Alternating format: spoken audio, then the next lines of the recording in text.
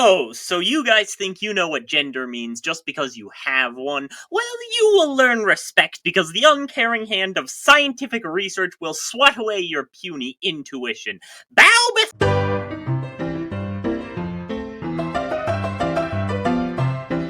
So the biggest sources I relied on for my conclusions about human gender were A. Body parts and B. Animals. The body parts can be unhelpful for a discussion purely about gender because if we knew what human body parts looked like, then we wouldn't need to try to reconstruct them. So it's more helpful to know what animals they consider to be what genders because drawing conclusions about the commonalities of existing animals is much easier. To that end, I've extended the previous sample of just 13 animals into another list of 100 terms, this time only animals. I attempted to extend the list of languages, but I could barely get by with the ones I already had, so I swapped Gujarati for Hindi and Kurdish. Kurdish is here? Kurdish! Get the Yeah, it was really hard to find resources for Kurdish, so it's most liable to be incorrect. The list of 100 animals consists of 31 mammals, 22 birds, 6 reptiles or amphibians, 9 fish, 21 arthropods, and 11 various invertebrates.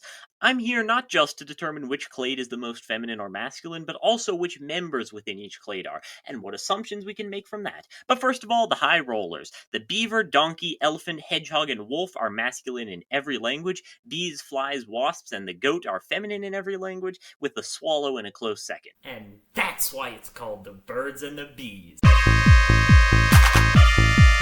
But in terms of which clades are the most feminine, the number one group is the reptiles and amphibians. Now, you could chalk this up to one entry, the salamander. This is derived from the Greek name for a fire monster, which was then mapped onto the animals, which causes it to be basically the same in every language. And since it ends in an A, or I guess an alpha, it came out as feminine. But salamander is pretty unique in this regard. Most other words in this situation are masculine. That's mostly because it's easier to remove a final vowel than to add one. And for that reason, removing loanwords only makes the reptiles even more feminine by removing crocodile, which is actually the only word that's masculine. And the most feminine word isn't even salamander, it's lizard, independent of loanwords. The second most feminine clade is the arthropods. This I expected. In fact, it was the ultimate conclusion of the last foray into animate nouns. Every word that is universally translated as feminine is an insect, with bees, flies, and wasps in a three-way tie. Even the most masculine, the scorpion, is a loanword, so not counting that, it's the grasshopper or cricket, which are in fact different words in all languages. I think the big difference here is size, or at least vulnerability. Large insects like praying mantises, locusts, beetles, lobsters are masculine, while the smaller insects, which is basically all the rest, are feminine. I think it's telling that shrimp is feminine, crabs are neutral, and lobsters are masculine, but this is only a rough trend, and butterflies serve as a counterexample. Beyond that is birds. Now, this appears to be masculine leaning, but technically the entire data set is masculine leaning, so this is still feminine compared to the average. The swallow, along with the crow, duck, and quail, occupy a commanding territory, but the birds are very polarized. With the exception of the dove, nightingale, and goose, people seem to be very sure which gender each bird is. Most masculine is the parrot, although that's a loanword and predicated on a missing Kurdish word, so the hawk or falcon. That's a bit misleading because oftentimes the word for falcon refers to a hawk too. Another story in that boat would be the urchin is nearly universally called the sea hedgehog, but we'll get to that later. Again, size and vulnerability might reveal the cutoff. All birds of prey are masculine, along with flightless birds and the swan and crane. Songbirds and game birds like the swallow, cuckoo, quail, and chicken are all feminine. Again, it's telling that the trend is feminine duck, neutral goose, masculine swan. The owl and woodpecker serve as confusing counterexamples, but that can be resolved later. The miscellaneous invertebrates fall right on the barrier between masculine and feminine, with the clear implication being they're not close enough to humans to be worth mapping gender onto. Also, the two most feminine are amoeba and jellyfish, both of which are A-ending loanwords, and the two most masculine are the sea urchin, which I covered, and coral, which is a loanword. So that leaves only the sponge, which is barely an animal, and it's not even an animate noun. Fish are slightly male-leaning, but every culture categorizes fish differently, so a lot of these boxes might be slightly off. Nevertheless, the word trout is the most feminine, which is weird because salmon is the second most masculine, and these two are basically the same animal. Catfish is the most masculine, which is again weird because cats are one of the most feminine mammals, but we're getting ahead of ourselves. The same size example kind of exists, with herring being feminine and sharks and catfish being masculine, but this category is the hardest to trust the data of.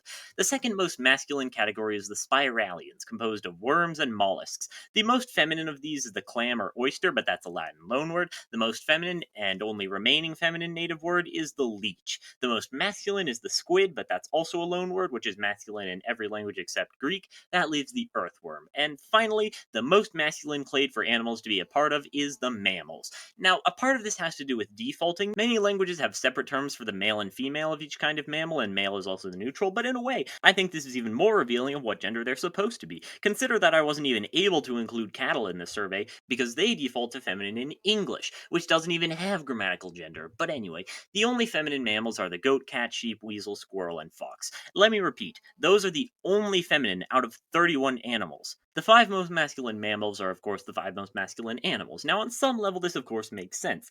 Humans are mammals, and if you added humans, they would be the 6th entry. But what's with the obsession of defaulting humans as masculine? I have a couple of theories. The animacy theory. It's established at this point that Proto-Indo-European had an animate and inanimate gender, which gradually developed into the modern gender system. With inanimate splitting. Now, there must have been significant reshuffling, and the original system must have been a bit directionless as well, but we can see hints of this, obviously. This explains why mammals, which are similar to humans, which are basically the definition of animacy in the system, are most masculine, and it explains why reptiles and arthropods, which are not very similar to humans, and often just kind of sit around all day, are less masculine and only feminine as a byproduct of that.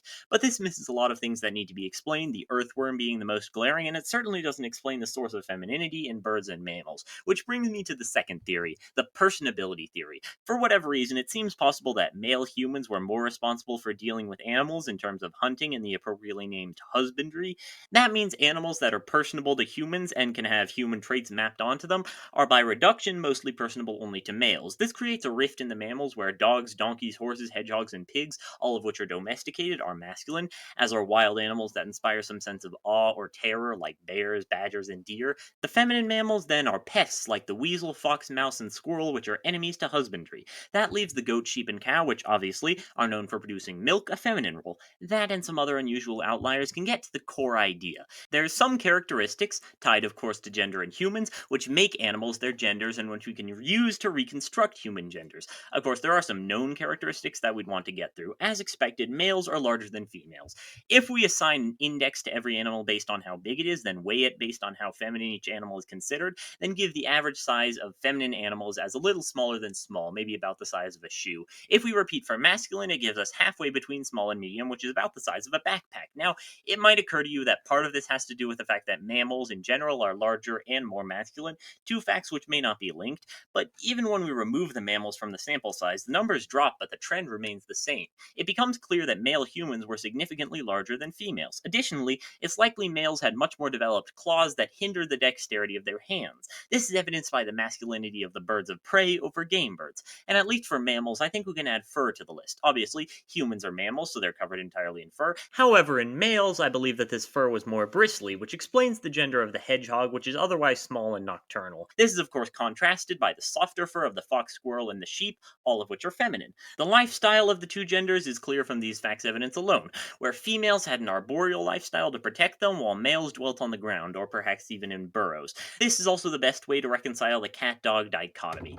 And of course, it separates the earthworm, which is masculine, from the leech, which is feminine. These two are basically the same animal, so we can determine that living underground must be a big part of masculinity. Conversely, sucking blood must be pretty feminine. Actually, themes of cannibalism show up quite frequently with feminine creatures eating each other, and yet they stop us from doing silly things and having our girl dinner. Heaven forbid a woman do anything. You all are making me feel unreasonably guilty, and you're probably some kind of racists. And secretly, I hate all of you because of your gender and your sex, and because I'm homophobic.